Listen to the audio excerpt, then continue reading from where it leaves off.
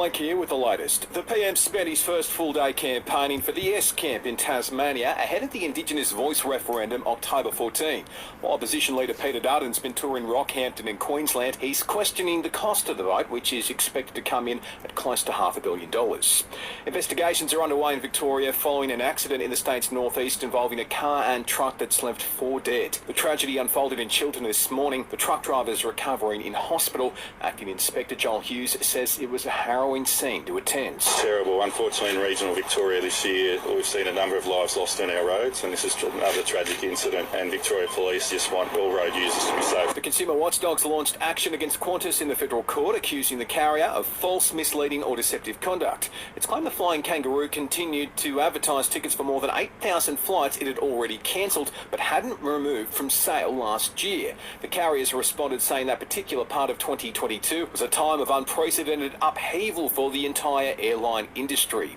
Meantime, Qantas COVID credits due to run out end of year will now have no expiry date, and customers can request a cash refund, while it's also been announced similar Jetstar credits can be used indefinitely.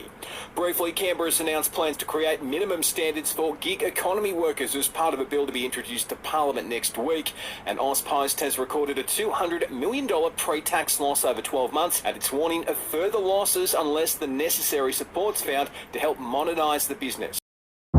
After this, there is no turning back. You sip the red can, the story ends. You sip the black can, you enter dreamland. And I show you just how good the truth can taste.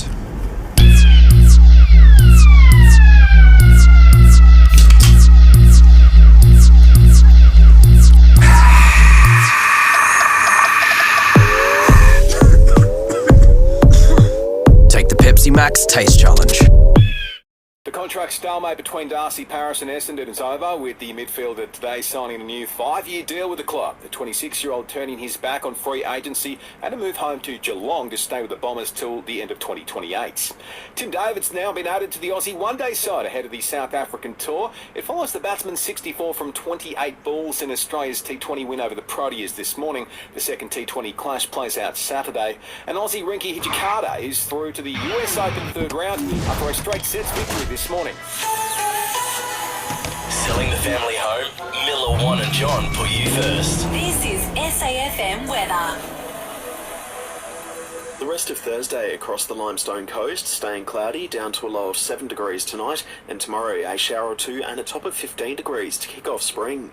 And find the perfect music station to suit all your moods on Listener.